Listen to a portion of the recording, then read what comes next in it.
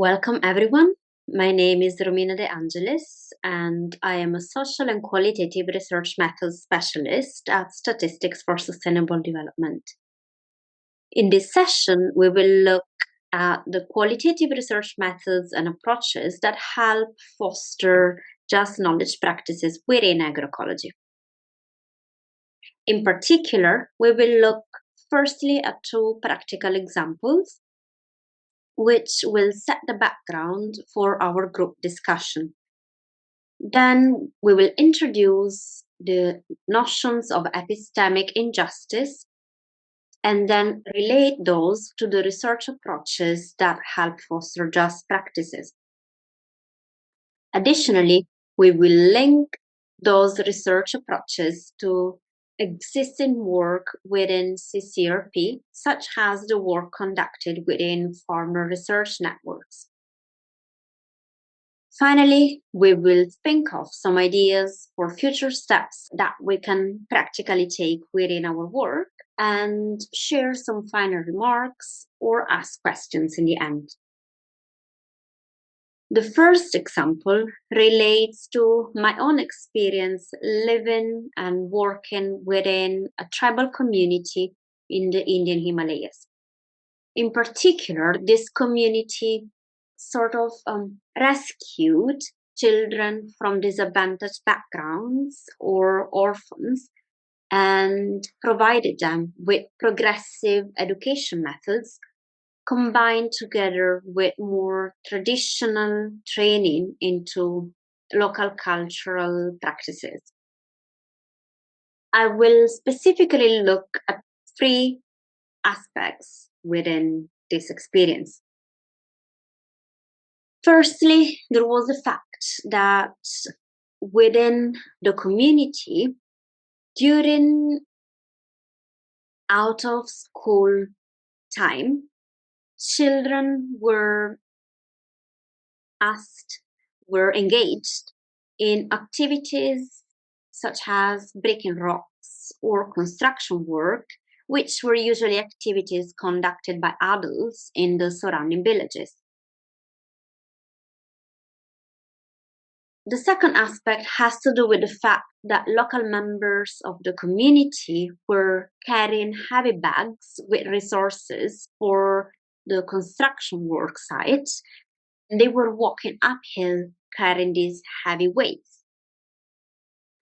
And the third aspect has to do with practices employed in the community kitchen. In all three cases, both I and other international volunteers thought that there were better ways of doing things based on our Eurocentric perspective. That is to say, a Eurocentric perspective is one where you value your own cultural system or your own system of knowledge as being above other systems of knowledge. So in this case, in the first instance, we thought that children during out of school time should have been engaged into more children-like activities such as playing games.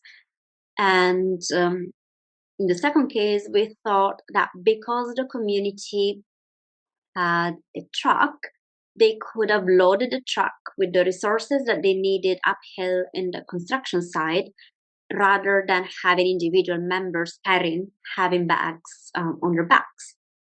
And in the third instance, in the community kitchen, they used to cut cabbage using knives. And we thought that, for example, a vegetable grater would have made that activity easier, more efficient, or less effortful for community members.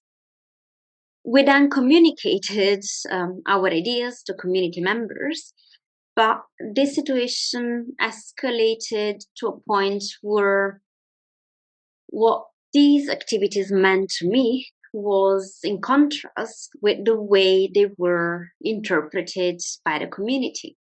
And the community leader summoned me and other international volunteers to his office late at night and told us that our interventions were being disruptive to the community and that in the first case, children needed to learn those skills in breaking rocks and doing construction work because they could have been useful to them in case they wanted to be employed in the surrounding villages after leaving the community, as we should not have expected that every student would have pursued higher education. In the second case, they explained that although the community did have a truck, it would have been a waste of fuel for them to use it within the community compound because fuel was quite expensive and not easy to find that altitude. And thirdly, the example of having more efficient ways to use in the kitchen, we were told that conducting the activity of chopping cabbage together just with using knives with more community members helped them build a sense of community and share time together. And us suggesting to do it otherwise was a very disruptive way. So being summoned to this meeting was very helpful for me to start questioning my own approach and my own way of interpreting things as compared to the way locals interpret things.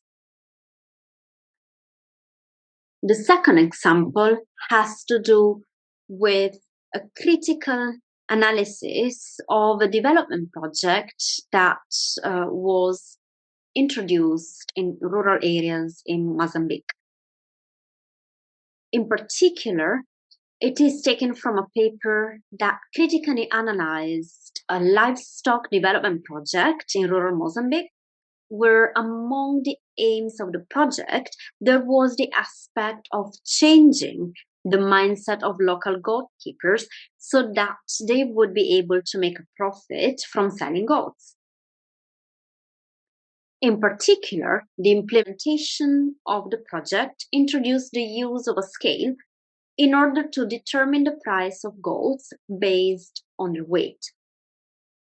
This initiative, though, was met with resistance by local goat keepers as they were used to local practices of price agreements between individual producers and consumers, which were governed by the time of the year, whether the buyer was a community member or an outsider, and whether the sale occurred during the time of emergency. Price agreements did not work based on the capitalist market model, but based on the greater good for the community, where households who faced difficulties were supported with prices that were more fair to their situation. Similarly, during this project, capacity building on improving the profitability of goats was organized with the aim of changing local practices, which were labeled as being ad hoc or risky or informal, into more market-led activities. And these trainings were organized without including the existing knowledge of local goat keepers. Another aspect of this development project had to do with the introduction of an innovation platform, and the concept itself of innovation platform could not even be translated into the local language, and it was completely unknown to the local knowledge system. In fact, local members of the community were expected to understand the principles of how an innovation platform functions so that the project team could then hand it over to them after some time, and then without even taking into consideration the fact that they may have had other local ways of taking decisions. One example of local ways of taking decisions is the one called palaver, where community members engage into discussions until they all agree a consensus on the decision to be taken. And lastly, at the end of the intervention, a sociological study was conducted. And in the analysis of the data, categories were assigned to the data, again based on a capitalist imposed framework, such as, for example, goats considered as contributors to social capital, or goats being considered as commercial production commodities, rather than instead framing these categories according to the indigenous ways of knowing. For instance, the fact that goals were used to support each other during times of emergencies or when a family was in need. So finally, after having looked at these examples, based on the critical analysis that was conducted for the development project in Mozambique, there can be 5 main problematic areas that we can identify. So firstly, there is the fact of imposing an idea of development that is strongly rooted within Eurocentric thinking. And here the concept of Eurocentric thinking needs a little bit of unpacking. When we talk about Eurocentric thinking, we mean a view of Western civilization that refers mainly to the development occurred within Europe and North America, which is held as being the standard or the preferred way of doing things. So when we talk about imposing a Eurocentric view or like a Eurocentric approach, we talk about imposing a view that comes from Western civilization, which is a process that disregards the existing knowledge and tradition, for example, of the Mompa community in the Indian examples provided first, or the rural community in Mozambique. Another aspect that was problematic in these examples was the fact of considering participants just as being beneficiaries of knowledge, which once again disregards the fact that they already carry their own local knowledge, which they could share with us. A third aspect has to do with organizing capacity building activities and trainings based once again on Eurocentric concepts. So once again, holding the standard of the Western civilization as the most acceptable standard, without even considering that participants' knowledge could be used or could be incorporated into conducting capacity building. Fourth aspect has to do with using, for example, the notion of innovative platform, where a market-led development approach or a notion of inclusion is limited to just not really involving taking into consideration everyone's perspective, but just making sure that there are representatives of marginalized groups within meetings, but without their voices really being heard. And a final aspect has to do with the fact that when we conduct research about the community, if we frame it within Eurocentric conceptual framework instead of using local ones, we may end up analyzing data or coming up with findings that are not really locally relevant. So in view of these examples and the problems that we mentioned, I would like for us to take a couple of minutes for each of us to think of similar experiences that we have encountered in our practices, and then share them with the groups for discussion.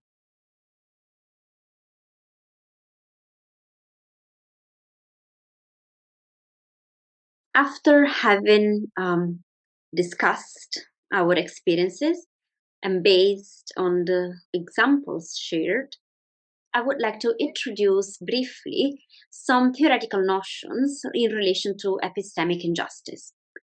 So first of all, it would be once again good to unpack the notion of epistemic injustice. So, what do we talk about when we refer to the word epistemic?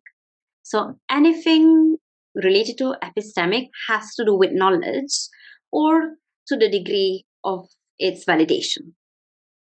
Hence, when we talk about epistemic injustice, we are talking about injustice that has to do with knowledge or the holders of knowledge.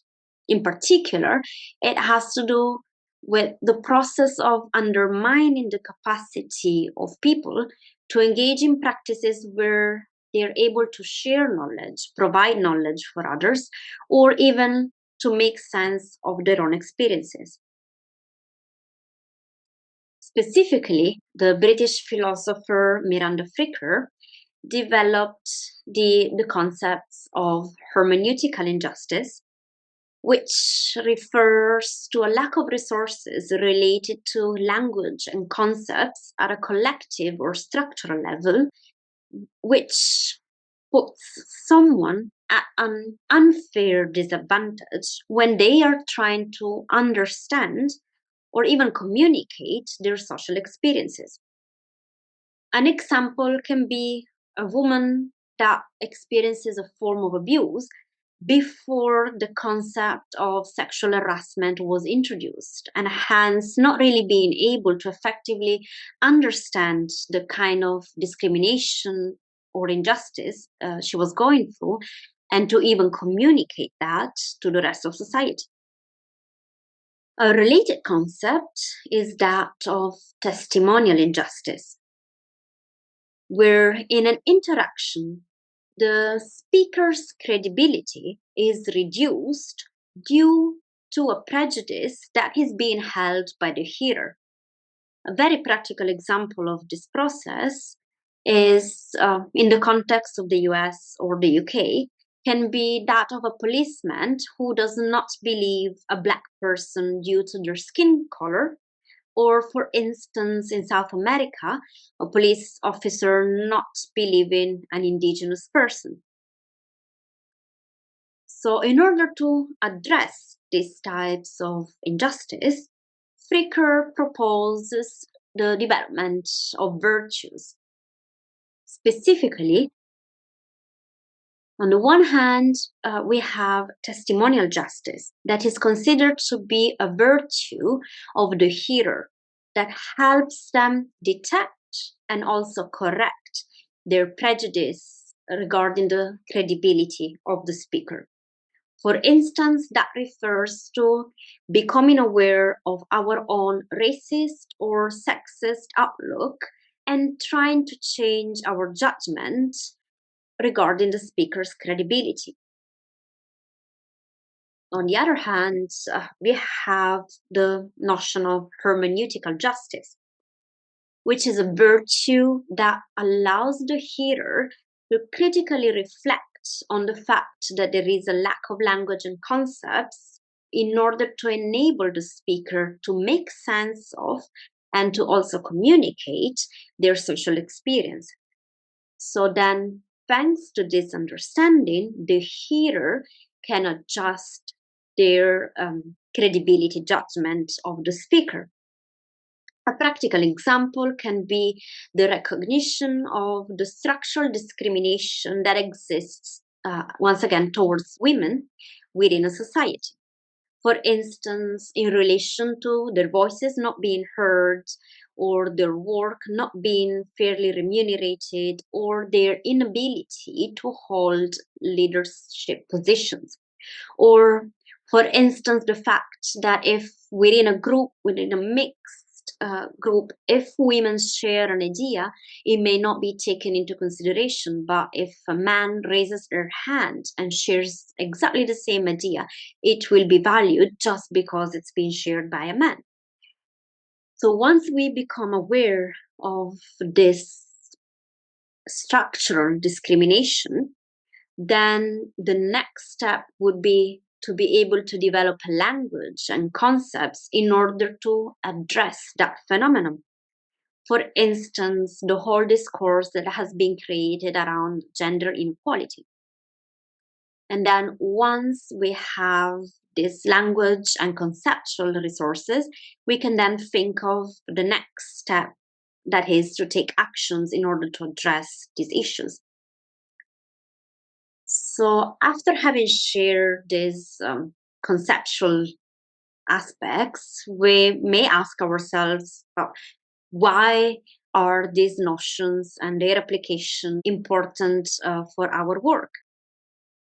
And that is because when these forms of epistemic injustice occur, and once again, this has to do with the unfair treatment of other systems of knowledge, the participants' credibility can be reduced.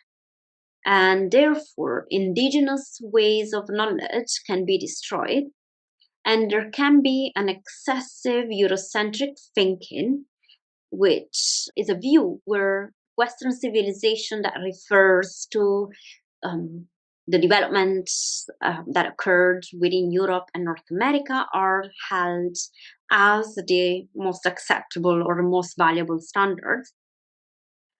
And this Eurocentric thinking can blind us from actually learning from the precious local knowledge that participants may have, or information that we gather from interventions such as the development project that we looked at in the second example earlier, and research projects. They may be framed in a way that doesn't produce results that are of any relevance or useful to local contexts. Therefore, in order to enhance research practices and to make them more just, it is very important to ensure that we have the ability to listen and to respect indigenous knowledge systems. These can also include the ability to recognize that there may be an interrelation between human, spiritual, and inanimate realms. And equally important, it is to cultivate the qualities of respect, responsibility, reciprocity, reverence, and resistance to oppression. And the last one may also mean being able to raise questions related to also examples where indigenous knowledge systems can be oppressive, such as in the case where we need to deal with children's rights or women discrimination or other types of discrimination. So it is important to have the ability to question oneself and to question when different approaches are being unjust in different ways. And then it is important to employ research methods, such as, for example, the Ubuntu approach, where the indigenous community is placed at the center of the research process, and there is an emphasis on collaborative aspects, which can all help decolonize the research process. And I will, on purpose, not unpack the notion of decolonizing the research process, because that would entail probably getting into discussion that would take a whole new seminar, and probably we will have a seminar on that. But this, in practical terms, comprises a mix of using like the more conventional qualitative methods and instruments of research, such as what we know as focus group discussions or interviews or open-ended writing tasks or worksheets, as well as those instruments that can be seen as being more eccentric, such as playing games or hearing stories or having sessions with traditional healers or conducting home visits. Other just approaches that can actually contribute to having more just practices are returning transcripts to participants. transcripts from interviews or focus groups where participants can look at them and then they can validate and also provide feedback, but also agree on whether or not to include specific parts from the transcripts and to make meaning in a collaborative way. An example of a tool that can be used is that of photo voice, where a research question is posed to participants and they have to respond to that question by taking a photograph of their own choice. And then that photograph can later be used for group discussions to explore specific aspects. Another approach has to do with community-based research and participatory action research, which are approaches that can employ participatory rural appraisal techniques, where researchers and participants are redefined in equal terms and they become equal collaborators and co-producers of knowledge and research outputs. So we have examples like mapping and diagramming, transect walks, drawing timelines, and so on.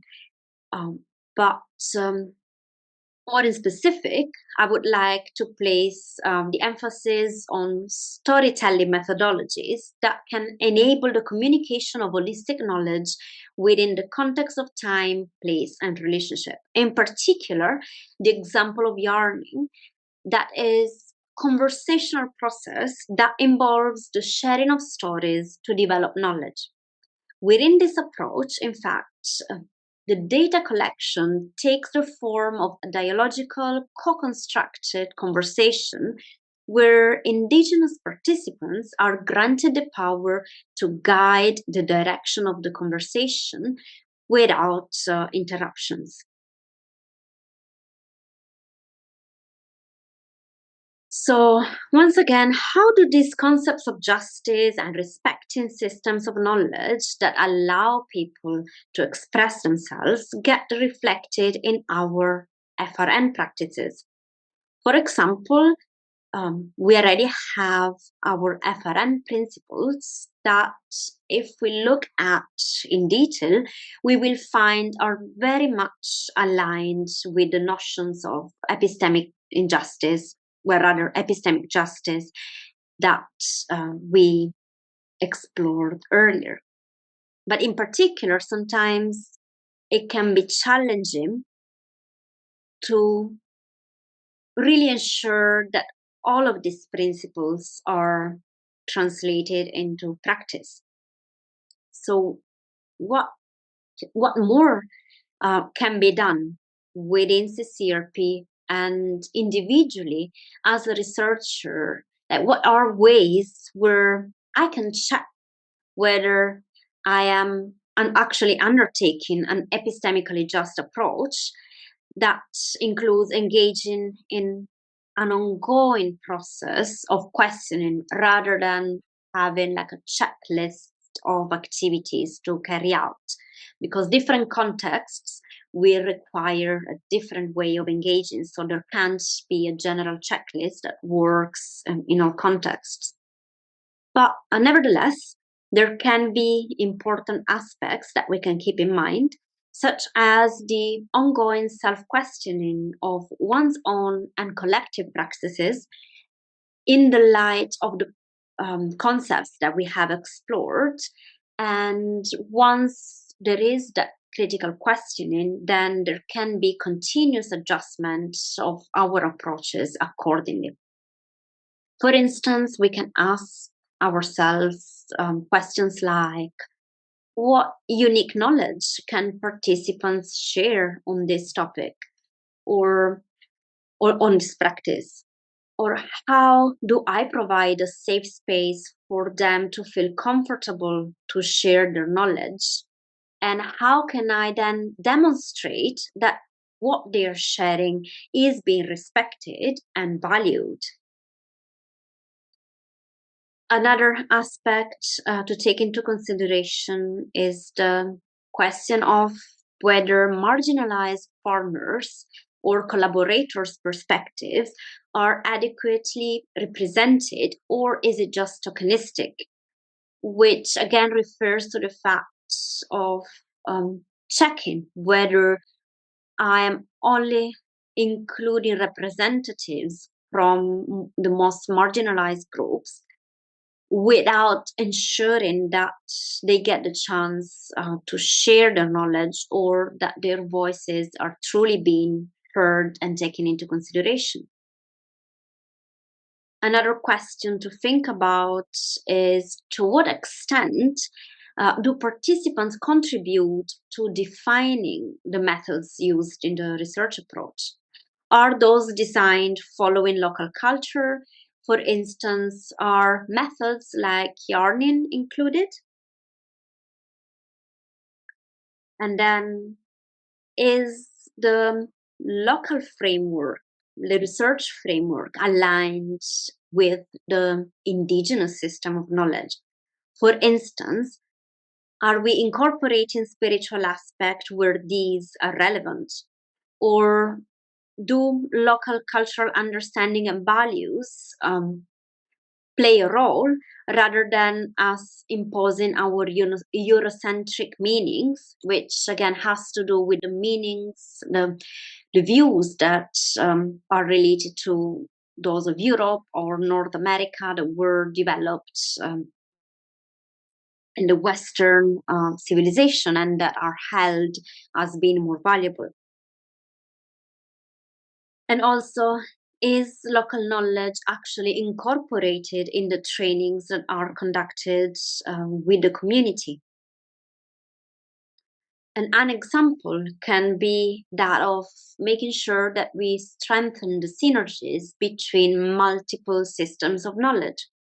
An example can be found in Uganda, where there was a combination of two different styles of participation.